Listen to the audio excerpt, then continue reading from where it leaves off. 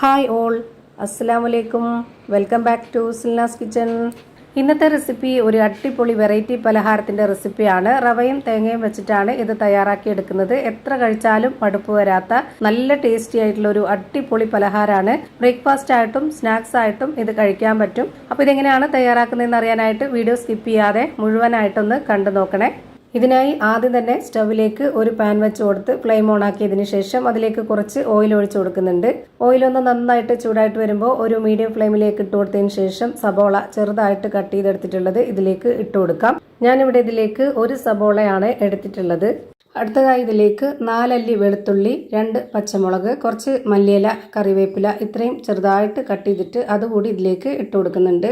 ഇനി ഇതെല്ലാം കൂടെ നല്ലപോലെ ഇളക്കി കൊടുത്തതിന് ശേഷം ഒരു 10 സെക്കൻഡ് ഇതൊന്ന് അടച്ചു വെച്ചിട്ട് വേവിച്ചെടുക്കാം.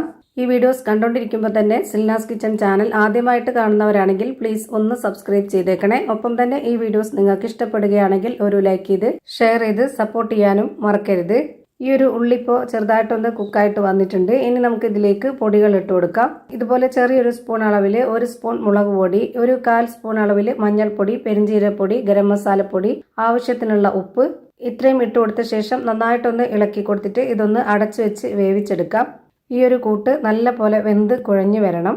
1-2 മിനിറ്റ് ഇതുപോലെ അടച്ചു വെച്ച് വേവിച്ചപ്പോൾ ഇപ്പോൾ നന്നായിട്ട് വെന്ത് കുഴഞ്ഞു വന്നിട്ടുണ്ട്. ഇനി ഇതിലേക്ക് നേരത്തെ തന്നെ 2 ഉരുളക്കിഴങ്ങ് വേവിച്ച് ഉടച്ചു വെച്ചിരുന്നു, അത് ഇതിലേക്ക് ഇട്ട് കൊടുക്കാം. ഇനി ഇത് നല്ല പോലെ ഒന്ന് ഇളക്കി കൊടുക്കണം. അപ്പോൾ ഇതിലേക്ക് വെന്ത് കിട്ടാനായിട്ട് കുറച്ച് വെള്ളം ഒഴിച്ചു കൊടുക്കണം. വെന്ത് വരുമ്പോൾ നല്ല കട്ടിയായിട്ട് കുറുകി കിട്ടണം. അതുപോലെ ഇത് നന്നായിട്ട് ലൂസായിട്ടിരിക്കാനും പാടില്ല, എന്നാൽ നല്ല ടൈറ്റും ആവരുത്. അപ്പോൾ ഞാൻ അതിന് വേണ്ടിയിട്ട് ഇതിലേക്ക് 1/4 കപ്പ് അളവിൽ 2 കപ്പ് വെള്ളം ഒഴിച്ചു കൊടുത്തിട്ടുണ്ട്. ആദ്യം തന്നെ ഒന്നിച്ച് ഒഴിച്ചു കൊടുത്തിട്ടില്ല, അപ്പോൾ പരുവം തെറ്റും. അതുകൊണ്ട് ഘട്ടഘട്ടമായിട്ടാണ് ഒഴിച്ചു കൊടുത്തിട്ടുള്ളത്. ഇളക്കി കൊടുത്ത് പരുവം നോക്കിയിട്ട് ഇനി ഇതൊന്ന് അടച്ചു വെച്ചിട്ട് വേവിച്ചെടുക്കാം. ഇപ്പോൾ ഇതാ വെള്ളമൊക്കെ വറ്റി നല്ല പോലെ വെന്ത് ഉടഞ്ഞ് കിട്ടിയിട്ടുണ്ട്. ഈ ഒരു പരുവാണ് കറക്റ്റ് പരുവം.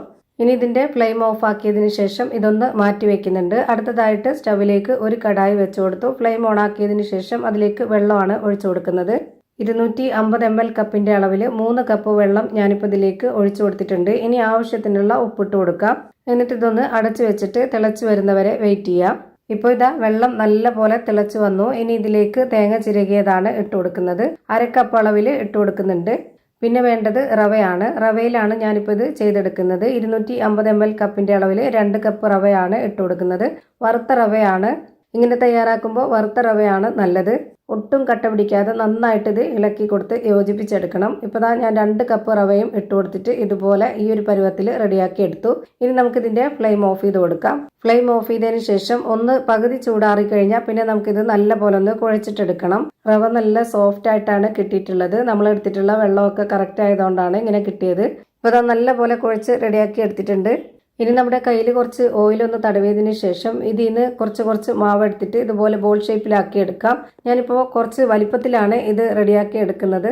ഓരോരുത്തർക്കും എത്ര വലിപ്പത്തിലാണോ വേണ്ടത്, അതുപോലെ ഏത് ഷേപ്പിലാണോ വേണ്ടത് അതുപോലെ തയ്യാറാക്കി എടുക്കാം. ഞാനിപ്പോൾ ഇവിടെ കുറച്ചധികം വലിപ്പത്തിൽ ഈ ഒരു ഷേപ്പിൽ എല്ലാം റെഡിയാക്കി ഒരു പാത്രത്തിൽ മാറ്റി വെച്ചിട്ടുണ്ട്. ഇനി നമുക്ക് ഒരു ബോർഡിലേക്ക് കുറച്ച് ഓയിൽ ഒഴിച്ചു കൊടുത്തതിന് ശേഷം അത് നന്നായിട്ടൊന്ന് സ്പ്രെഡ് ആക്കിയിട്ട് അതിലേക്ക് ഒരു മാവ് വെച്ച് കൊടുത്തിട്ട് കൈ വെച്ചിട്ട് തന്നെ നല്ല പോലെ ഇതുപോലെ ഒന്ന് പരത്തിയെടുക്കുന്നുണ്ട്. പെട്ടെന്ന് ഇതുപോലെ സ്മൂത്ത് ആയിട്ടിരിക്കുന്നതുകൊണ്ട് പെട്ടെന്ന് പരന്ന് കിട്ടും. ഈ മാവ് പരത്തിയെടുക്കുമ്പോൾ ഒരുപാട് ലൂസ് ആവാൻ വേണ്ട, എന്നാൽ നല്ല കട്ടിയും ആവണ്ട. ഈ ഒരു പരുവത്തിൽ റെഡിയാക്കി എടുത്തതിന് ശേഷം പിന്നെ അതിലേക്ക് നമുക്ക് റെഡിയാക്കി വെച്ചിട്ടുള്ള ആ ഒരു കിഴങ്ങിൻ്റെ മിക്സ് ഇതിലേക്ക് വെച്ച് കൊടുക്കാം. ആവശ്യത്തിന് വെച്ച് കൊടുത്തതിന് ശേഷം ഇത് നമുക്ക് ഈ ഒരു ഷേപ്പിൽ മടക്കി എടുത്തിട്ട് നന്നായിട്ട് ഇതൊന്ന് ഒതുക്കി കൊടുക്കാം. ഇതുപോലെ തയ്യാറാക്കുമ്പോൾ നമുക്ക് രാവിലെ ബ്രേക്ക്ഫാസ്റ്റ് ആണെന്നുണ്ടെങ്കിലും ഈ ഒരെണ്ണം കഴിച്ചാൽ മതിയാവും ഒരാൾക്ക്. അതല്ല സ്നാക്സ് ആയിട്ട് കുട്ടികൾക്കൊക്കെ കൊടുക്കാനാണെന്നുണ്ടെങ്കിൽ നമുക്കിത് കട്ട് ചെയ്തെടുത്തിട്ട് അങ്ങനെ കഴിക്കാവുന്നതാണ്. ഇനി ഇതൊന്ന് ഫ്രൈ ആക്കി എടുക്കുന്നുണ്ട്. അതിന് വേണ്ടിയിട്ട് ഞാനിവിടെ ഒരു പാൻ വെച്ച് കൊടുത്ത് ഫ്ലെയിം ഓൺ ആക്കിയതിന് ശേഷം അതിലേക്ക് കുറച്ച് ഓയിൽ ഒഴിച്ചു കൊടുത്തു. എന്നിട്ട് ഇത് വെച്ച് കൊടുത്തതിന് ശേഷം ഇത് നല്ല പോലെ ഒരു ഭാഗം വെന്തിട്ട് ഒന്ന് തിരിച്ചിട്ട് കൊടുക്കുന്നുണ്ട്. ഇനി നമ്മളിത് തിരിച്ചിട്ട് കൊടുത്തതിന് ശേഷം ഈ ഒരു ഭാഗം കുറച്ചുകൂടെ ഒന്ന് കുക്കായിട്ട് വരണം. അങ്ങനെ നമ്മളിതിലേക്ക് കുറച്ച് ഓയിൽ ഒഴിച്ചു കൊടുത്തതിന് ശേഷം ഇതുപോലെ 2 ഭാഗം നന്നായിട്ട് വേവിച്ചെടുത്തതിന് ശേഷം ഇത് നമുക്ക് എടുത്തു മാറ്റാവുന്നതാണ്. ഇതുപോലെ തന്നെ നമുക്കെല്ലാം തയ്യാറാക്കി ഒരു പാത്രത്തിലേക്ക് മാറ്റാവുന്നതാണ്. ഞാനിപ്പോൾ ഇവിടെ 3 എണ്ണം തയ്യാറാക്കി എടുത്തു. എന്നിട്ട് ഇതുപോലെ കട്ട് ചെയ്തെടുത്തിട്ടുണ്ട്.